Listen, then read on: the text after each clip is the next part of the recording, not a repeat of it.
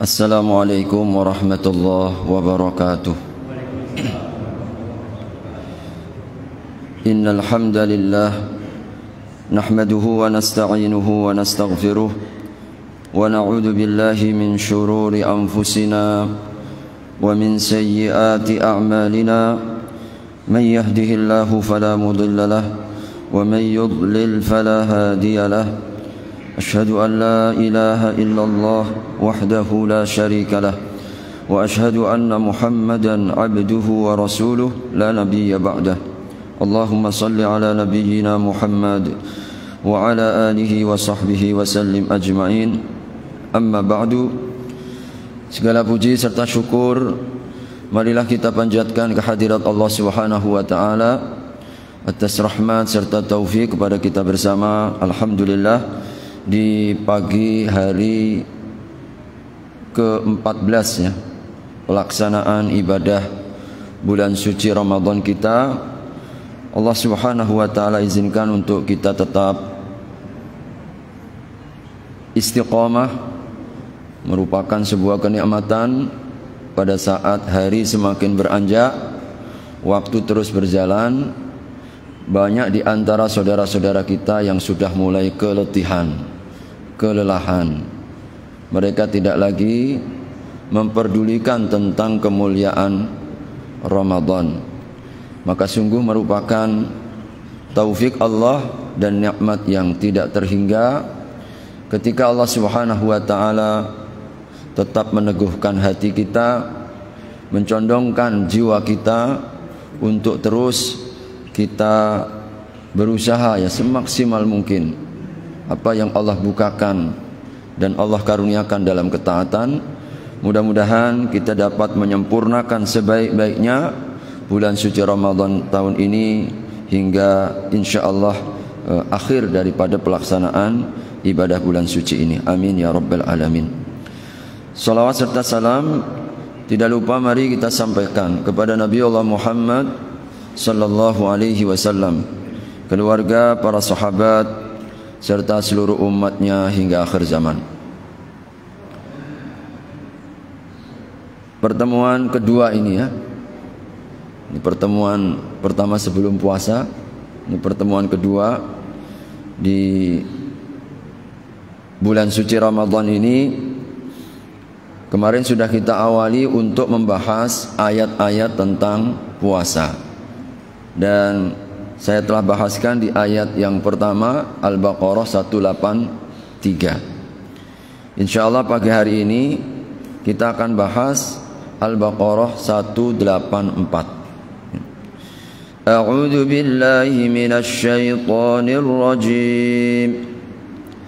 Ayyaman ma'dudat. فمن كان منكم مريضا أو على سفر فعدة من أيام أخر وعلى الذين يطيقونه فدية طعام مسكين فمن تطوع خيرا فهو خير له وأن تصوموا خير لكم إن كنتم تعلمون. أياما معدودات, hari-hari yang terbilang. فمن كان منكم مريضا, maka barang siapa di antara kalian yang sakit, أو على سفر, atau berada dalam perjalanan, fa'iddatun min ayyamin ukhar, maka bilangan hari-hari yang lain. Wa 'alal ladzina yutiqunahu, dan atas orang-orang yang tidak mampu, fidyatun, maka membayar tebusan, fidyah. Ta'amu miskin, berupa makanan kepada seorang miskin. Faman tatawwa'a khaira, maka barang siapa yang mereka ingin menambahkan kebaikan, fahuwa khairul lahu, maka hal itu lebih baik baginya. Wa antasumu khairul lakum, Dan sekiranya kalian berpuasa, maka itu lebih baik bagi kalian. In kuntum ta'lamun, jikalau kalian mengetahui. Hadirin rahimakumullah, di ayat 184 ini Allah Subhanahu wa taala memberikan penegasan tentang waktu diwajibkannya ibadah Ramadan, sebagaimana di ayat 183, kutiba alaikumus syiyam, diwajibkan atas kalian berpuasa. Tapi kapan? Belum ditentukan, belum dijelaskan oleh Allah. Allah Subhanahu wa taala informasikan kewajibannya. Maka di ayat 184 ini mulai sedikit dibuka. Kewajibannya itu ayyaman, beberapa hari, ma'dudatin, yang singkat, yang cepat, yang terbilang. Maka hadirin, inilah isyaratnya. Nanti lebih tegas lagi 185 bulannya, syahrul Ramadan, 185-nya. Jadi Allah Subhanahu wa taala berikan kepada kita secara bertahap. Kewajibannya nanti itu ayyaman, beberapa hari saja. Jadi hadirin, ini untuk meringankan beban. Allah Subhanahu wa taala ingin mencintakan kita, mencenderungkan kita agar jangan sampai terasa berat. Karena yang diwajibkannya itu hanya hitungan hari. Kalau kita bandingkan dari waktu dan hari yang Allah berikan selama setahun, tidaklah sebanding. Setahun 360 hari, ini hanya hari-hari terbilang saja.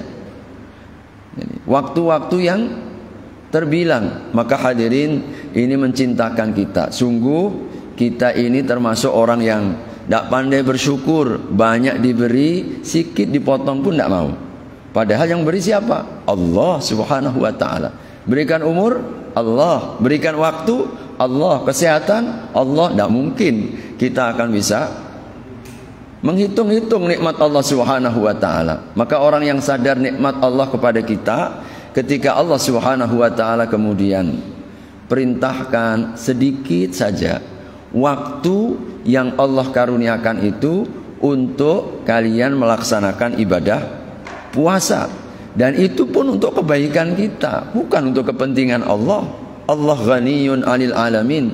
Allah Maha Kaya, tidak perlu ketaatan kita. Jadi, ketaatan kita tidak menambah kerajaan Allah, kemaksiatan dan kedurhakaan kita pun juga tidak akan pernah mengurangi kerajaan Allah. Allah Maha Kaya, ghaniyun 'anil alamin. Maha Kaya atas seluruh alam semesta. Bahwa ketika ada perintah, memang ini adalah untuk kebaikan kita. Seluruh sepakatnya. Bahkan kita tidak menggunakan ayatnya.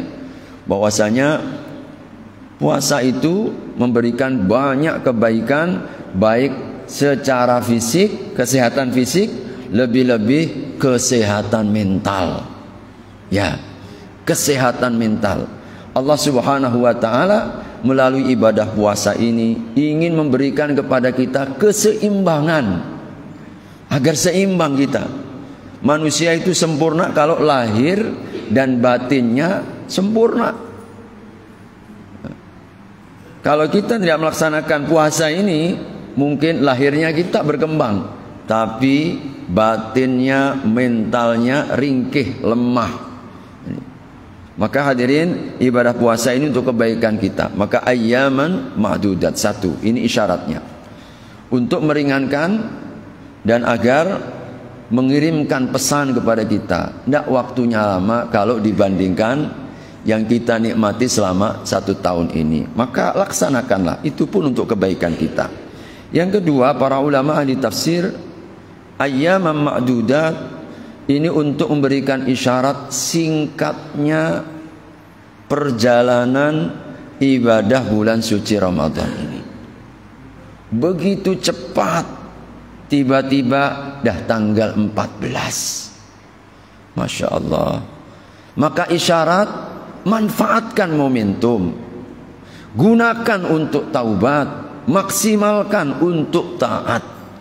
Karena ketika terbuka, hadirin, belum tentu nanti kita akan ketemu. Ini kesempatan emas bagi kita di tahun ini yang Allah karuniakan nikmat panjang umur. Subhanallah. Ramadan pasti kembali tahun depan. Belum tentu kita. Tidak akan bisa menentukan.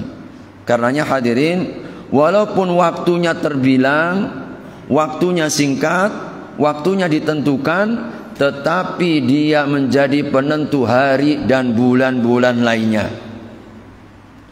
Kalau baik di bulan Ramadan, insya Allah ini akan berikan dampak pengaruh di hari dan bulan-bulan yang lainnya.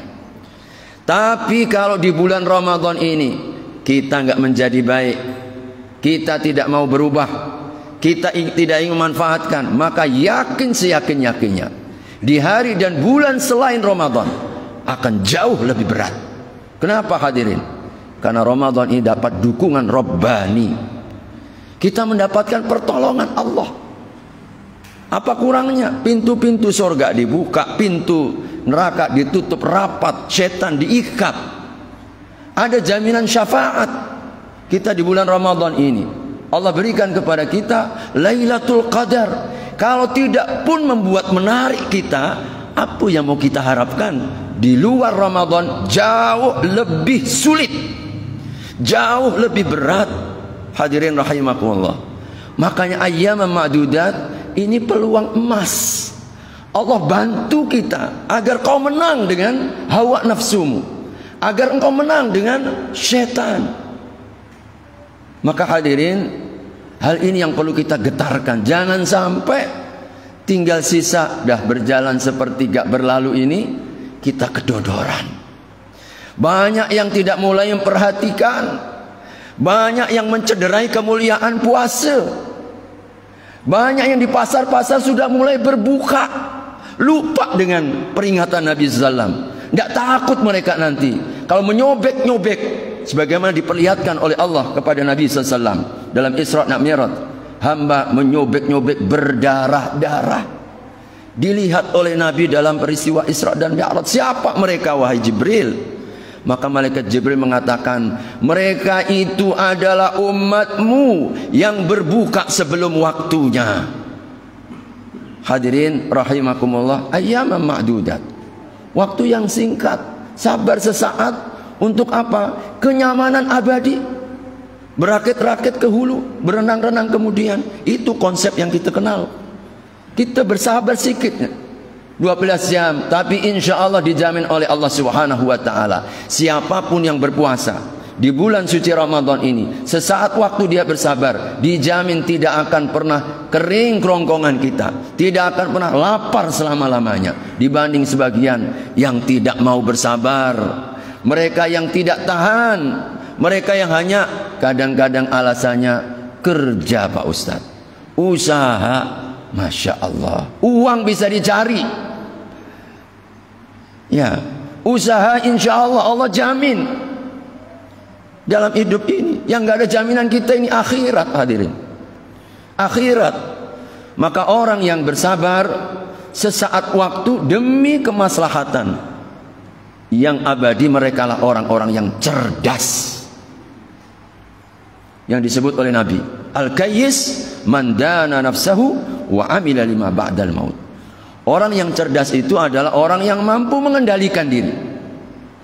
Lalu apa? Beramal untuk setelah mati. Itulah orang yang cerdas. Wal ajiz, orang yang bodoh siapa? Mandana nafsahu, orang yang memperturutkan hawa nafsunya. Wa tamanna 'ala Allahil amani, lalu berangan-angan di sisi Allah. Bagaimana nggak bodoh kan? Ini kalau kita pakai bahasanya Nabi. Gimana nggak bodoh? Ingin dapat surga dengan gelimang dosa, tidak bisa Pak. Ingin dapat ampunan tapi senang-senang ya yang tidak dibolehkan. Makan, minum, Masya Allah. Di hari bulan Ramadan begini, tidak ada rasa berat.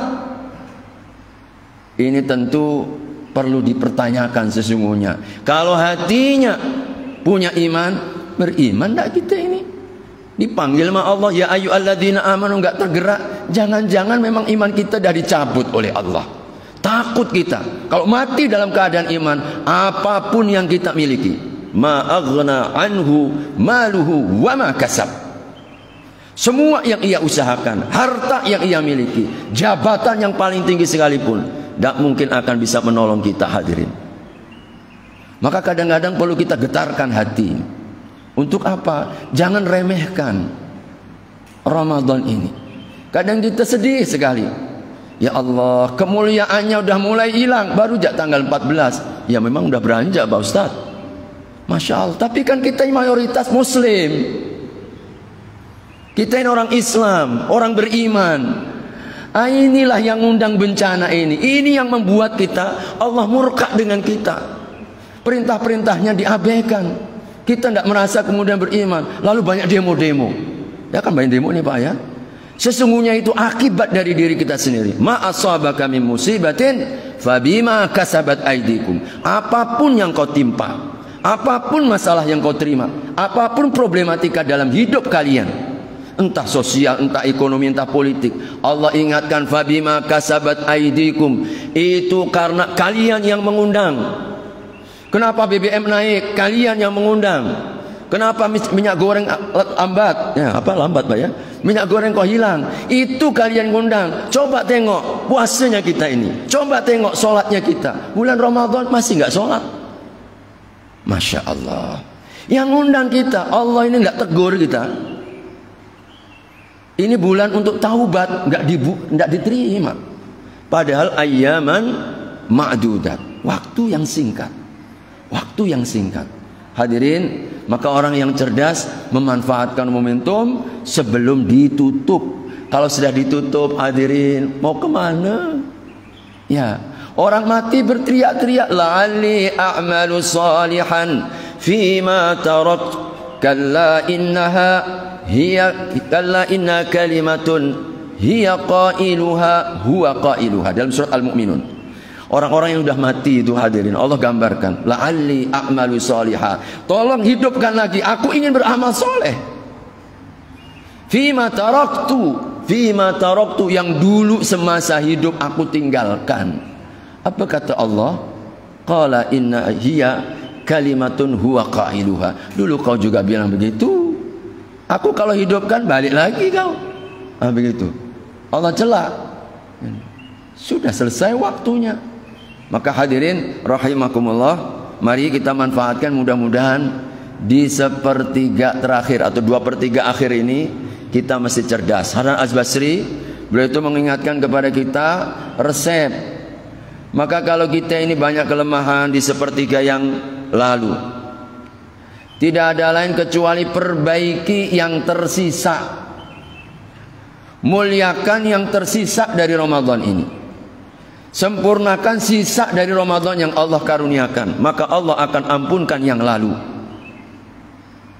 Tapi kalau kita 2/3 perjalanan Ramadan ini tidak pun membuat kita berbuat baik, maka Allah akan siksa kita yang lalu dan yang tersisa. Maka double kita. Hadirin rahimakumullah, ayyaman ma'dudat. Maka mari kita manfaatkan. Karena kita tidak ada yang bisa menjamin. Kadang-kadang kita untuk meluluhkan hati. Jangan-jangan memang ini Ramadan perpisahan kita. Ya, tarawih kita tahun ini. Quran kita ini di bulan Ramadan ini. Maka hadirin, mari kita terus memacu. Jangan sampai kita hanya ikut-ikutan. Kita berlomba dan kita bersegera. Karena tingginya surga itu ternyata Allah tegaskan segera. Kalau kita lambat gak dapat kita Pak surga. Wasari'u. Bersegeralah kalian. Bersegeralah kalian. Hadirin rahimakumullah. Ayyaman ma'dudat. Allah Subhanahu wa taala kemudian memberikan beberapa keringanan. Meskipun ada kewajiban, tapi Allah sayang dengan kita. Kalau memang kita tidak ada kemampuan, Allah berikan keringanan. Keringanan yang pertama diberikan kepada siapa? Faman kana minkum marida. Barang siapa yang sakit. Au ala safarin, yang kedua, orang yang dalam perjalanan. Tentu perjalanan yang membolehkan kita untuk qasar, untuk jama', untuk berbuka. Sekitar dalam tempo jarak 85 km. Jadi 85 km. Maka kalau kita melakukan perjalanan kurang lebih 85 km dan perjalanan yang mubah. Perjalanan mubah itu artinya apa saja? Untuk dagang ke, untuk aktivitas ke. Tapi kalau perjalanan untuk maksiat, ya tidak ditoleransi. Perjalanan maksiat, kita mau pergi kemana? Untuk memang sudah ada tujuan tertentu untuk maksiat di sana, maka itu tidak. Jadi perjalanan yang sifatnya mubah. Jadi mubah ini tidak ada unsur memang di sana tujuan dosanya. Maka insyaallah Allah ingatkan fa'iddatum min ayyamin ukhar, bilangan hari yang lain, qada.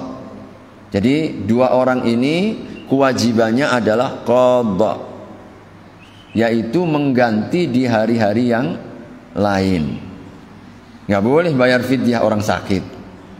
Sakit yang ada harapan sembuh, tapi nanti yang nggak ada harapan sembuh yang berikutnya. Jadi sakit yang ada harapan sembuh, sakit kepala ke, sakit perut ke, sakit apa yang mungkin tidak memungkinkan ya, dia untuk melaksanakan ibadah puasa. Sakit yang ada harapan sembuh atau orang yang dalam perjalanan, maka bagi mereka dibolehkan untuk mengganti bilangan hari yang lain. Wa 'alal ladzina yutiqunahu, adapun orang yang tidak mampu. Tafsirannya di sini, yang tidak mampu ini pertama orang tua. Ini tafsiran yang pertama. Orang tua yang tidak lagi mampu untuk berpuasa.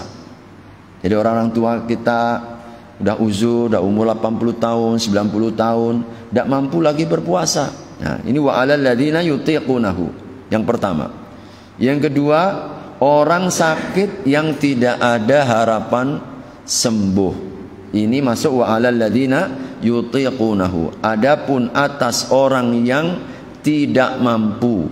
Jadi hadirin, hati-hati baca ayat ini, kita tafsirkan sesuai selera kita. Oh, saya nggak mampu, saya nggak apa-apa lah. Maksud nggak mampu ini, kalau kita bilang nggak mampu, semua pun merasa nggak mampu kan begitu. Nggak mampu saya, enggak. Yang dimaksudkan yang tidak mampu ini dua tadi. Satu, orang tua yang tidak mampu lagi berpuasa. Kalau orang tua masih mampu puasa ya wajib tetap.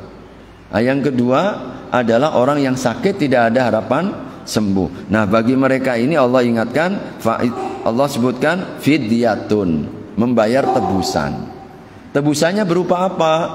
Ta'amu miskin, memberi makan setiap hari yang ditinggalkan seorang miskin. Satu orang saja. Memberi makan setiap hari yang ditinggalkan, satu hari yang ditinggalkan, kasih makan seorang miskin. Satu kali makan, bukan sehari makan, satu kali makan. Silakan mau dipilih, kasih orang berbuka, kasih orang sahur. Sampaikan ini adalah fidyah. Boleh dibayar pada saat Ramadan ini, boleh juga nanti ditunda sampai selesai Ramadan.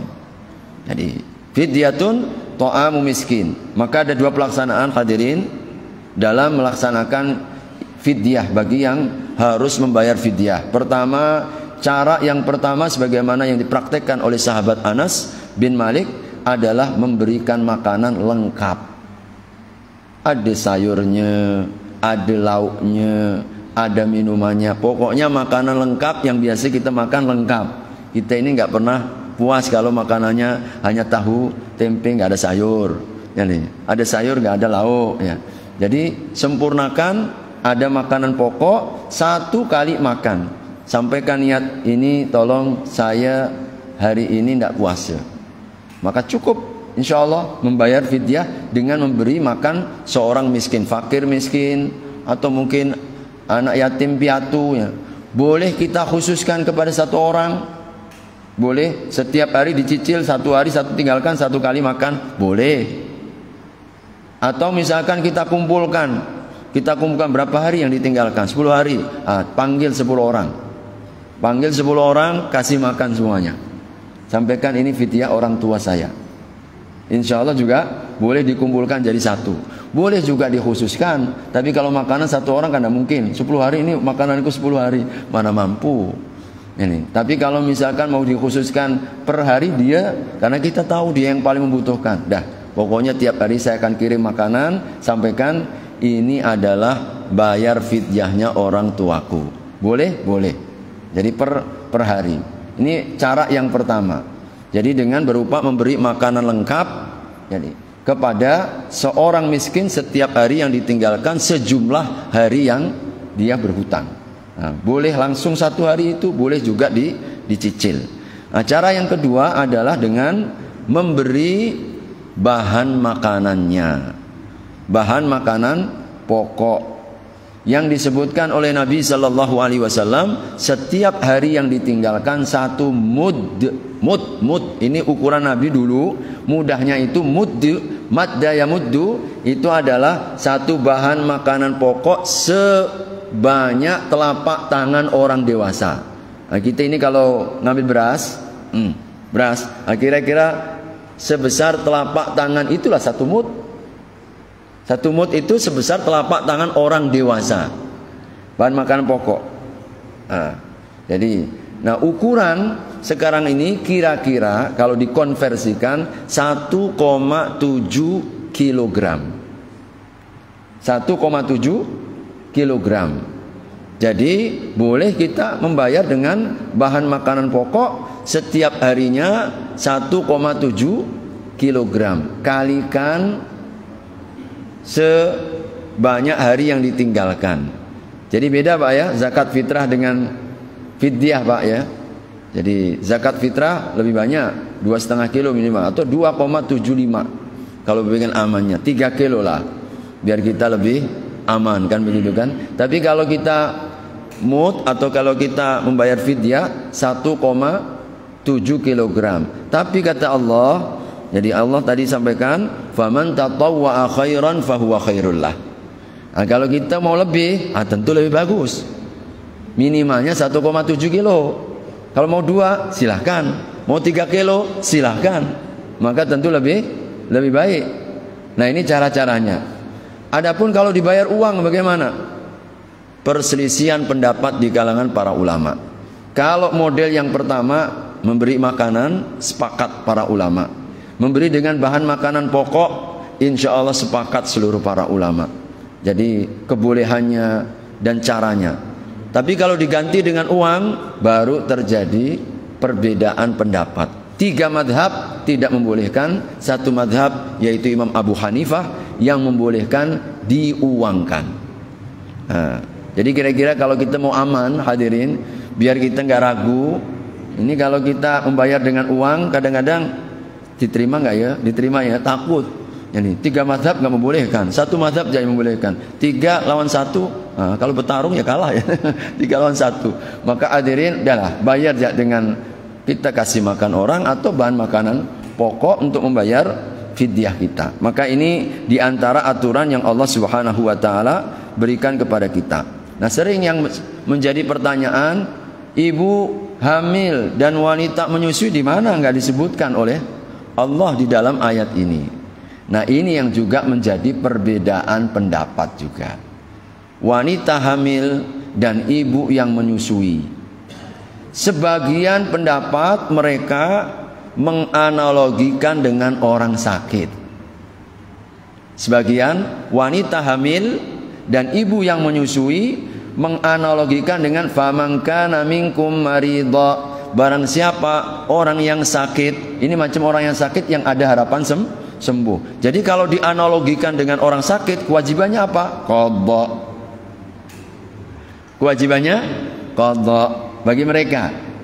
Tapi juga ada mereka yang menganalogikan dengan wa 'alal ladzina yutiqunahu. Orang wanita hamil, ibu menyusui ini termasuk golongan orang yang tidak mampu, seperti orang tua kan begitu.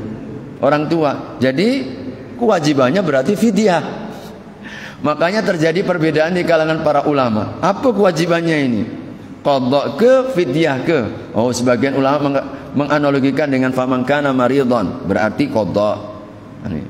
Yang kedua, menganalogikan dengan orang tua, wa 'alal ladzina yutiqunahu, yang tidak mampu, maka kewajibannya boleh fidyah. Maka ada sebagian, mana yang mampu lah. Kalau udah qadha lah. Kalau mampunya fidyah, fidyah lah. Pilihan bagi kita. Dan saya cenderung dengan pendapat ini. Meskipun ada sebagian yang kemudian membedakan. Kalau takut yang dikhawatirkan anak, wajibnya adalah boleh kita qadha. Jadi kalau takutnya anak atau takutnya, tapi kalau yang ditakutkan dirinya baru double, kata sebagian ulama. Ada qadha, ada fidyah. Tapi juga dikritik di kalangan para ulama-ulama kita. Jadi insya Allah di dalam ayat 184 ini kita sudah diberikan beberapa aturan-aturan hukum terkait tentang konsekuensi mereka-mereka yang tidak berpuasa. Nah, kalau nggak ada uzur, mereka yang berbuka, nggak ada uzur, nggak sakit, nggak tua, apalagi nggak dalam keadaan hamil, ya, kok nggak puasa? Allah Rasulullah ancam, satu hari yang kau tinggalkan di ibadah bulan suci Ramadan ini, tidak ada uzur dan alasan yang dibenarkan oleh syariat, sepanjang-panjang umur kau berpuasa, tidak akan mampu engkau mendapatkan kemuliaan satu hari yang kau tinggalkan itu. Masya Allah, sepanjang umur Pak, kita berpuasa mana mampu. Jadi makanya kemuliaannya ini luar biasa. Ini kalau mereka yang berbuka tanpa mereka ada uzur dan alasan syar'i. Baik, berikutnya Allah ingatkan di penutup 184, wa antasumu khairul lakum, dan sekiranya kalian berpuasa itu lebih baik bagi kalian. Hadirin, ayat 184 ini dalam tafsir-tafsir disebutkan adalah periode awal-awal diwajibkannya ibadah bulan suci Ramadan. Jadi bertahap. Banyak kita dapatkan di dalam Al-Quran. Dulu Allah ketika memulai menurunkan ketentuan dan ketetapan kewajiban itu seringkali bertahap. Jadi tahapan pertama ketika ayat kutiba alaikumusiyam di masa-masa awal dulu, ini dalam ayat 184 diberikan 3 pilihan. Diberikan 3 pilihan. Jadi pilihan apa yang pertama? Pilihannya adalah boleh mengqadha. Nanti ganti. Kalau sekarang nggak puasa, nanti boleh ganti. Atau bayar fidyah. Kalau engkau nggak puasa, bayar fidyah. Ini dulu awalnya begitu.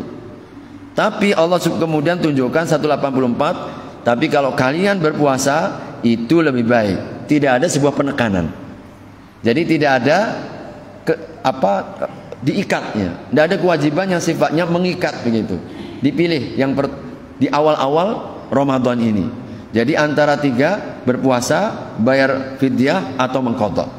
Ini 184 hingga kemudian turun 185. Jadi 185 nanti ini menasakh namanya. Menasakh itu menghapus kandungan yang di 184. 184 ada pilihan. Nanti di 185 penegasan Allah. Faman syahida minkumus syahra falyasum. Barang siapa yang sudah masuk waktu tanggal Ramadan, falyasum, maka hendaklah dia berpuasa. Dah final. Pokoknya kalau dah masuk puasa, nah ini periode berikutnya setelah turun ayat 185, maka di ayat 184 tidak berlaku lagi hukumnya. Tidak berlaku dalam arti apa? Awal-awal Ramadan dulu ini masih ada pilihan. Pilihan puasa boleh, pilihan fidyah boleh, pilihan qadha juga diperbolehkan.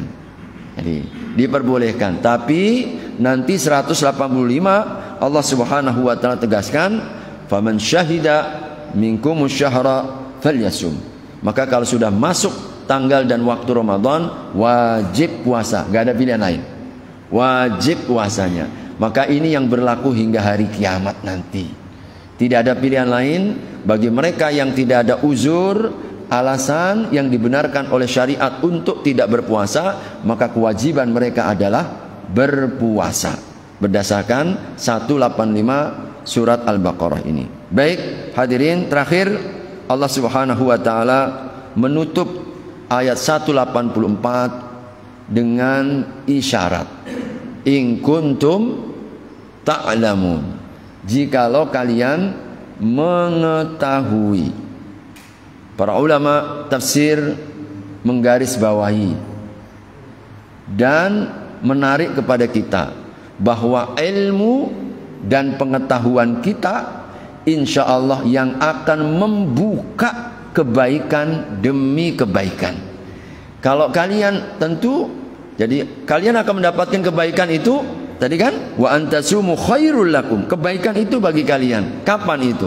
In kuntum ta'lamun, jikalau kalian mengetahui. Maka hadirin rahimakumullah, coba kita perhatikan orang-orang yang mencederai Ramadan, orang-orang yang tidak mau berpuasa, orang-orang yang tidak memuliakan Ramadan ini rata-rata lemah dari sisi ilmunya. Tidak ada informasi yang masuk. Tidak ada, jarang sekali duduk ke majelis ilmu, sehingga nggak ada rasa takut.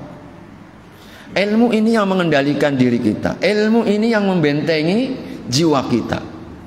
Maka bersyukurlah ketika Allah bimbing kita di majelis ilmu seperti ini. Sebab ini yang kemudian menjadikan kita mulia. Kenapa mereka mencederai puasa? Nah, ini gara-gara tidak berilmu. Dan ini isyarat yang tersirat ya, atau tersurat, meskipun pemahamannya tersirat ya. Apa? Bahwasanya pentingnya ilmu.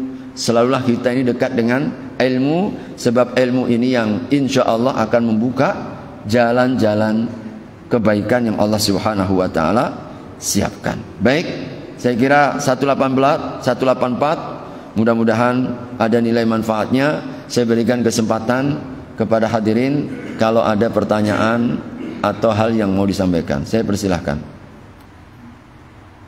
Silakan. Alhamdulillah.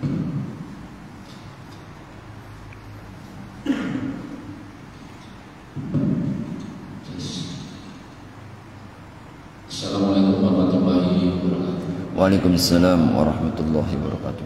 Alhamdulillah saya diberi kesempatan untuk bertanya pada majelis hari ini. Terima kasih Pak Ustaz. Begini Pak Ustaz, anggap yang mencontoh kepada diri saya inilah begini. Saya dilahirkan sebagai seorang Islam, anak keturunan. Terus pada saat kaki balik jatuhlah beberapa kewajiban saya sebagai umat Islam. Ya salah satu contohnya berpuasa.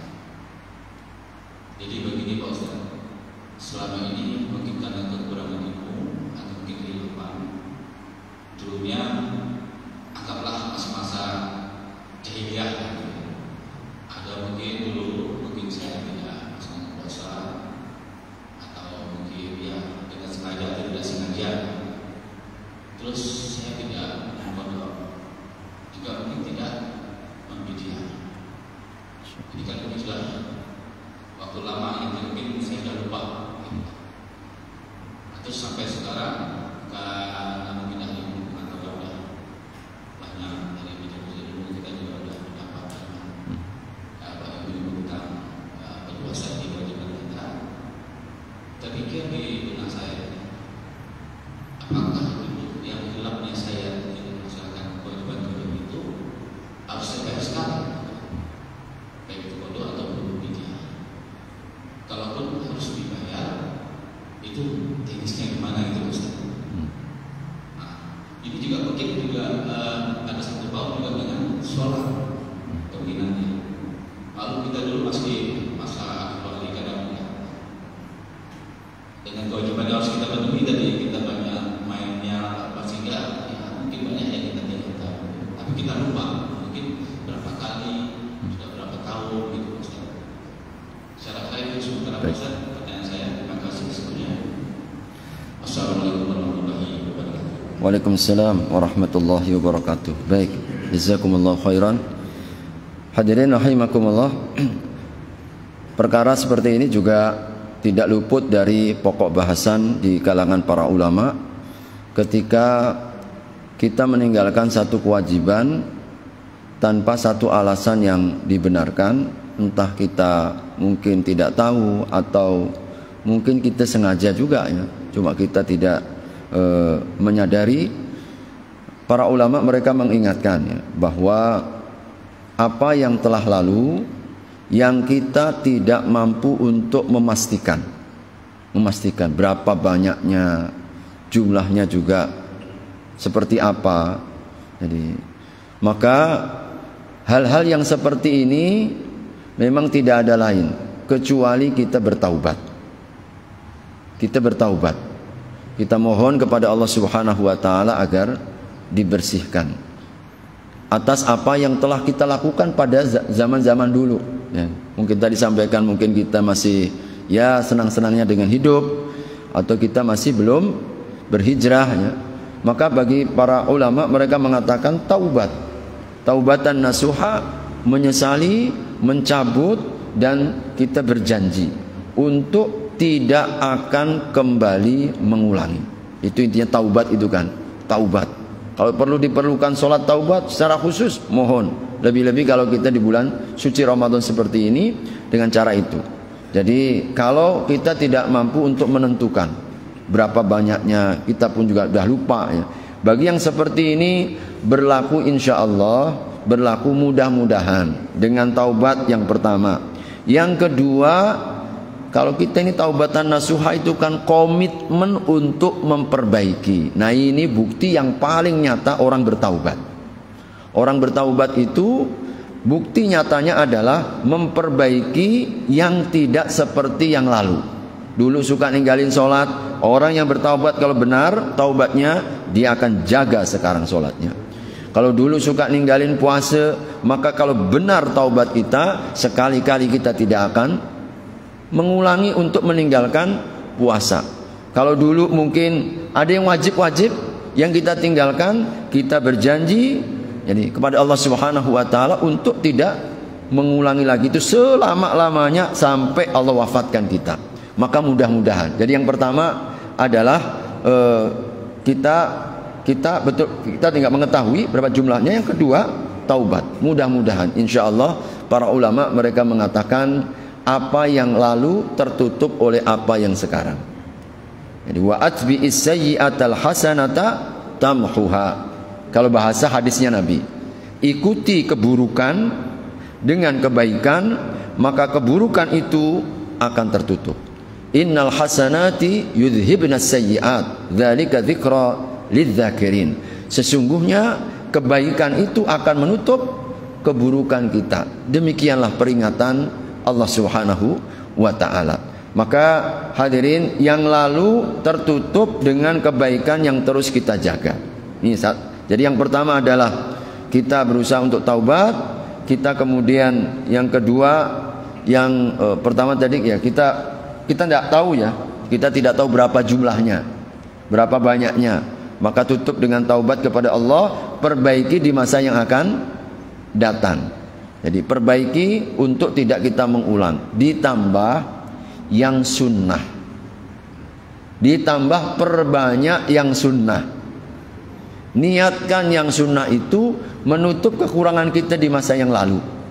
Karena ada dalam satu hadis yang sahih, nanti kelak pada hari kiamat ketika kita dihisab oleh Allah Subhanahu wa taala, kalau ada cacat, ada yang enggak sempurna, ada yang bocor, di yang wajib kita, Allah akan berfirman kepada para malaikatnya, coba lihat sunnahnya. Adakah sunnah yang dia lakukan? Maka kalau ada, tutupkan ke yang wajib. Maka berdasarkan hadis ini para ulama, kalau kita punya tanggung jawab dulu yang mungkin tidak kita laksanakan, perbanyak yang sunnah seperti ibadah yang semisal. Kalau dulu kita meninggalkan puasa, maka tolong selain yang fardu puasa, tambahkan yang sunnahnya.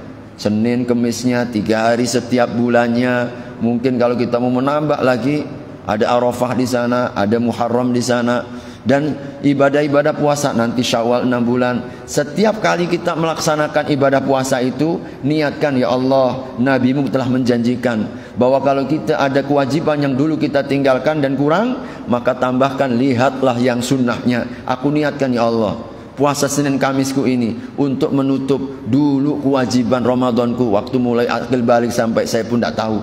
Nah, kita niatkan begitu. Kalau kaitan dengan sholat Sholat yang wajib dulu jangan tinggalkan sampai kita mati lagi. Kita taubat kepada Allah setaubat-taubatnya. Yang kedua, perbanyak sholat sunnahnya. Jadi sholat sunnahnya niatkan, qobliyah, ba'diyah kita jaga betul.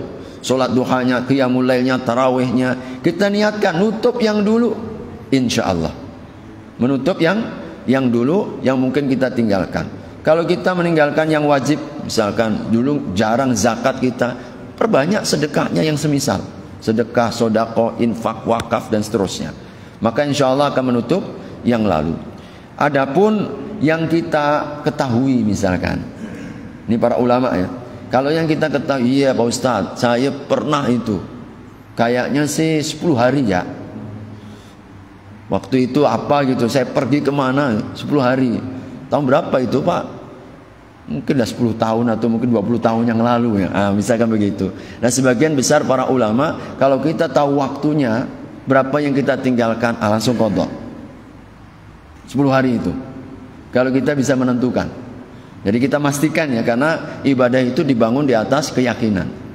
Jadi itu lebih amannya. Jadi kalau kita sadar entah 3 hari, entah 7 hari, entah berapa itu kita tahu dan memastikan itu, dah kita laksanakan 10 hari, bismillah. Kita taubat kepada Allah, jangan diulangi lagi. Ini sebagian, dan saya cenderung yang itu kalau sekiranya kita dapat memastikan jumlah bilangan hari yang kita tinggalkan, atau sholatnya juga demikian. Jadi, tapi kalau kita sudah nggak bisa memastikan, kita pun entah berapa lama, ya sudah, perbanyak sunnahnya, taubat kepada Allah Subhanahu wa Ta'ala. Saya kira begitu ya. Wallahu a'lam bishawab. Silakan. Bismillahirrahmanirrahim. Assalamualaikum warahmatullahi wabarakatuh. Waalaikumsalam warahmatullahi wabarakatuh. Sebelumnya saya mohon maaf, kemungkinan yang saya tanyakan nanti tidak relevan dengan judul yang Pak Ustaz sampaikan juga kepada jemaah. Dan pertanyaan saya ini bukan untuk yang negatif, tetapi untuk mencari benang merah sehingga apa yang kita laksanakan merupakan sunnah dan mudah-mudahan jangan tertolak lagi berdosa.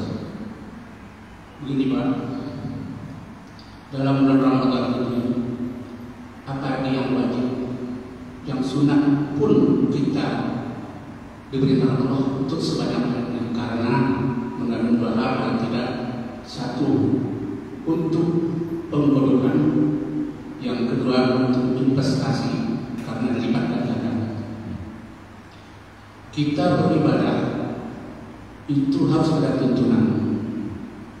Misalnya tarawih dimulai seperti sholat biasa, tetapi ada selingannya zikir.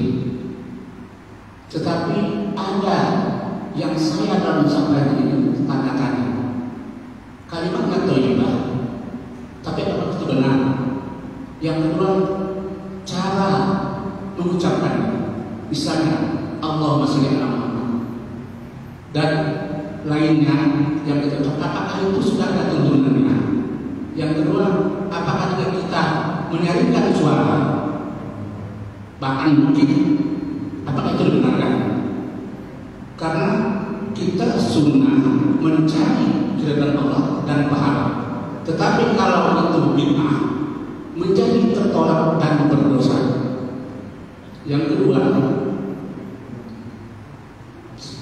terkait dengan pertanyaan pertama tadi, saya masih belum jelas dan tegas. Adakah perbedaan sunnah dan sunnah? Kalau sunnah yang setahu saya Pak Muhammad, itu tuntunan. Tapi kalau sunnah, ibadah yang bukan wajib, mohon maaf, dan saya mohon maaf kepada jemaah pun saya mohon maaf. Apa yang sampaikan ini adalah untuk mencari kebenaran, bukan pembenaran dan bukan egois. Demikian, terima kasih atas perhatian. Mohon maaf atas kekurangan saya. Assalamualaikum warahmatullahi wabarakatuh. Waalaikumsalam warahmatullahi wabarakatuh. Baik, ya, karena kita di majelis ilmu, maka tentu tanggung jawab ya, tanggung jawab kita untuk menyampaikan ya, dari ilmu yang Allah Subhanahu wa taala bukakan. Jadi tentu hadirin, kadang memang antara ilmu dan juga praktek di lapangan ya, ini kadang seringkali kita menemukan hal yang berbeda. Nah, kalau kita merujuk kembali kepada petunjuk ya, tentu memang sebaik-baik pengamalan agama ini adalah zaman Nabi SAW. Sebab itu kesaksian Nabi, khairul quruni qarni, thummal ladzina yalunahum, thummal ladzina yalunahum, thummal ladzina yalunahum. Jadi sebaik-baik kurun, masa itu adalah masaku. Maka tidak ada lain kebaikan masa itu karena apa? Kemurnian daripada agama, kemurnian daripada Islam ini bermula dari zaman Nabi, dilihat langsung oleh para sahabat, lalu kemudian diikuti setelah sahabat apa? Yalunahum sahabat, yalunahum tabi'in, yalunahum sampai 3 kali kan? Tabi'in. Jadi tabi'in ini kesaksian. Dan imam madhab mujtahid 4 itu ada di semuanya ini. Rata-rata tabi'in. Imam Malik tabi'in. Imam Abu Hanifah tabi'in. Imam Syafi'i, beliau adalah muridnya Imam Malik, tabi'in. Ini Imam Ahmad muridnya Imam Asy-Syafi'i. Maka generasi-generasi terbaik mereka. Maka hadirin, ini kesaksian langsung dari Nabi Shallallahu Alaihi Wasallam yang memberikan isyarat. Cobalah kalian bercermin. Cermin kita ini sudah jelas bagaimana praktek di zaman Nabi. Kita kan tidak ada film dokumenter. Nah, sekarang kita lihat Qur'annya ini dokumentasi. Qur'annya, baca Qur'annya. Kalau nggak ada di Qur'an, ada penjabaran dan penjelasannya di dalam hadis Nabi Shallallahu Alaihi Wasallam. Ada enggak Nabi memberikan isyarat atau para sahabat menceritakan kepada kita bersama? Maka hadirin, ini yang menjadi patokan dan dasar utama kita dalam mempraktekkan amal ibadah apapun, entah puasa, entah sholat, entah zakat, entah haji, umrah. Maka ini tuntunan sudah jelas. Dan dalam bidang ibadah itu memang sifatnya tauqifiyah. Tauqifiyah itu wakaf. Tauqif itu artinya wakaf. Wakaf itu artinya terhenti. Ini tanah kalau sudah diwakafkan untuk masjid, sudah terhenti sampai di sini. Tidak bisa dikelola untuk yang lain. Untuk semuanya untuk wakaf. Sama ibadah juga begitu. Tauqifi itu maknanya terhenti dengan apa yang ada di zaman Nabi Shallallahu Alaihi Wasallam, kecuali kalau urusan dunia, muamalah dunia, silalah kalian ini kreatif kalau untuk urusan dunia. Tapi kalau untuk urusan agama, terkhusus masalah ibadah dan akidah, maka memang tidak ada lain kecuali kita bagaimana praktek Nabi dan juga para sahabat. Baik, kita katakan sholat tarawih. Sholat tarawih jelas, ada dasarnya. Sahabat Anas yang meriwayatkan juga. Sahabat Anas meriwayatkan bagaimana tarawihnya Nabi. Ada ke tarawihnya Nabi? Ya, ada tarawihnya. Malam pertama itu ya, di mana Rasulullah SAW itu sampai 1/3 malam. Jam 10 berarti Pak. Jamaah makin membludak. Malam kedua sampai separuh malam. Malam ketiga kata sahabat Anas, hampir-hampir kami tidak menemukan waktu sahur. Berarti Nabi melaksanakan tarawih. Ya, tuntunannya ada tarawih. Lalu kemudian kan Nabi cuma 3 hari. Hari keempat makin banyak jamaahnya. Nabi nggak keluar-keluar sampai hari raya. Maka setelah kemudian Nabi Shallallahu Alaihi Wasallam ditanya, ya Rasulullah, kami dah bertunggu nih semalam, bukan makin sedikit, banyak jamaah yang menunggu, sahabat yang menunggu ya Rasulullah. Apa kata Nabi? Bukan mengingkari berjamaahnya, tapi Nabi takut. Aku nanti kalau tiap malam nanti, aku takut kalau diwajibkan oleh Allah. Kalau diwajibkan berat nanti kalian. Yang 5 waktu sehari dipecah-pecah sehari ya. Banyak yang ngeles Pak ya.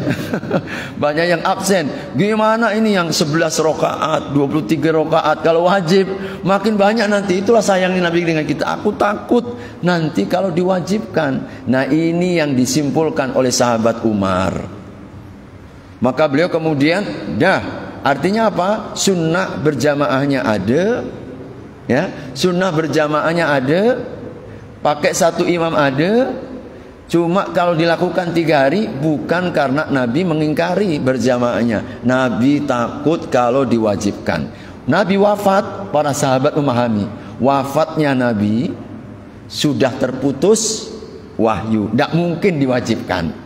Maka yang difahami kembali kepada asal keinginan Nabi SAW, pengennya dilaksanakan berjamaah.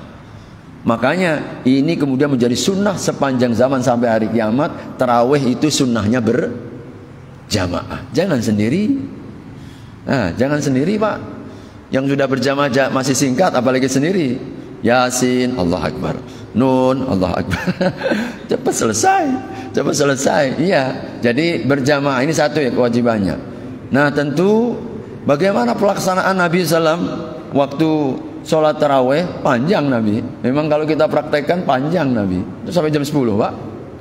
Jadi karena sholat malam itu sunahnya panjang. Tapi ini perlu disepakati dengan jamaah intinya. Jamaah. Kalau misalnya panjang, kalau tidak jangan. Ya sudah berarti yang standar-standar saja. Artinya berjamaah ini termasuk. Nah kita tidak mendapatkan informasi memang. Kita katakan adanya sholawat, adanya zikir. Pokoknya antar jedah itu biasanya kan ada zikir-zikir itu ya. Zikir-zikir itu. Apakah ada di zaman Nabi? Kita katakan sepanjang telaah saya terhadap hadis maupun pendapat-pendapat di kalangan para ulama memang tidak kita temukan. Nabi nggak pernah mempraktekkan itu. Jadi setiap kali yang ada itu para ulama mereka mengatakan kenapa disebut dengan tarawih, dan ini dikuatkan dengan Aisyah radhiyallahu anha. Nabi itu suka mulai mengambil rehat 4 rakaat. Setiap rakaat beliau agak rehat agak sedikit untuk melanjutkan. Jadi habis 2 rakaat selesai langsung berdiri. Lalu di 4 rakaat itu yang kemudian beliau mengambil rehat. Makanya kalau kita baca dalam syarah-syarah hadis atau mungkin keterangan-keterangan dalam kitab-kitab, kenapa disebut dengan sholat tarawih? Tarawih itu dari kata rohah. Apa itu rohah? Rehat. Kenapa disebut rehat? Dulu prakteknya para ulama kita setiap kali 4 rakaat ngambil jedah waktu, ambil nafas. Apa yang dilakukan? Ya rehat saja. Tidak ada apa-apa. Kalau ada keterangan pasti akan sampaikan para sahabat. Para sahabat itu orang yang paling semangat untuk mengamalkan sunnah. Paling semangat untuk mengamalkan sunnah dan petunjuk Nabi, dan itu tentu yang terbaik. Makanya kita katakan memang prakteknya yang misalkan Nabi begitu prakteknya. Jadi 2 rakaat berdiri, 2 rakaat berdiri langsung, 2 rakaat 1 kali salam. Itulah yang lebih dekat dengan sunnah sebagaimana yang pernah saya sampaikan. Tapi setiap kali 4 rakaat ada jeda sedikit untuk ambil nafas. Artinya beberapa saat mungkin kasihlah 2-3 menit. Yang mau ke belakang, mungkin mau ambil minum, atau mungkin yang sakit perutnya silahkan ambil wudhu kembali. Nah, itu kita berikan waktu sedikit itu. Nah, jadi itu prakteknya sampai terakhir. Jadi sehingga apa yang di sebagian tempat di bulan suci Ramadan ini biasanya ada jeda zikir, ada jeda mungkin baca apa lantas selawat, tasbih dan lain sebagainya. Kita katakan memang tidak ada prakteknya di zaman Nabi. Ya kita katakan begitu, apa adanya, memang nggak ada. Mau kita adakan malah kita nanti berdusta atas nama Nabi, berat ini. Kalau berdusta atas nama Nabi, silahkan kau duduk di dalam neraka. Memang nggak ada prakteknya. Nabi langsung, dan itu yang sesuai dengan sunnah. Agar hadirin, ini yang saya sampaikan, kita misalkan ya andai kata di satu masjid atau mungkin di masjid ini ada seperti itunya, jangan sampai kita melihat orang yang itu nggak ada selawatan, nggak ada gini. Itu yang sesungguhnya prakteknya Nabi begitu kan, semangatnya begitu. Nah, bagi yang mereka melaksanakan ini rata-rata mereka ya kita katakan inisiatif, kreativitas. Kita katakan, kita sebut dengan kreativitas. Kalau bahasa kreativitas itu ya bid'ah, kita katakan begitu. Namanya dengan kreativitas itu bid'ah. Cuma memang apakah ini bid'ah yang dolalah atau bid'ah hasanah? Nah, ini yang berbeda lagi kan.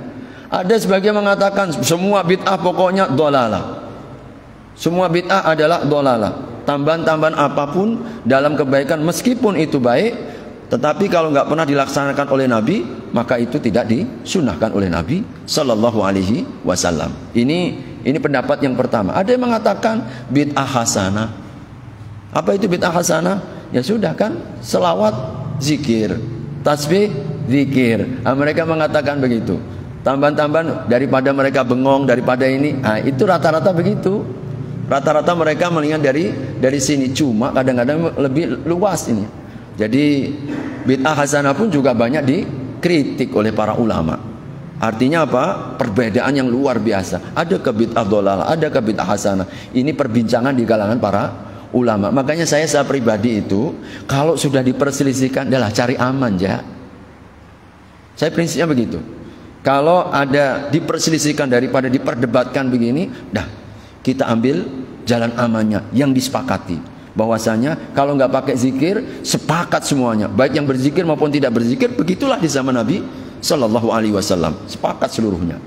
Jadi mudah seperti itu. Tapi kita kadang-kadang dihadapkan dengan ya keadaan. Saya pribadi ya melihat dan ya apa, ada masjid yang tidak ada masjid yang ada masjid yang ada melaksanakan yang seperti itu. Kadang-kadang ya sudah kita lapang dada.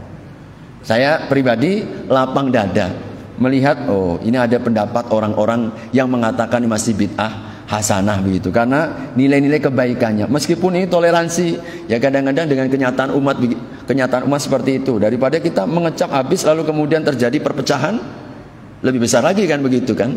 Tapi mudah-mudahan dengan cara ilmu seperti ini kita tentu ingin jadi bergerak kepada yang lebih baik, yaitu lebih mendekati kesunahan, keluar dari perdebatan di kalangan para ulama. Meskipun demikian hadirin, yang saya ingkari dan kuat saya pengingkarannya, saya mengingkari kuat sekali dalam hal ini, cara kita ketika berselawat atau tasbih.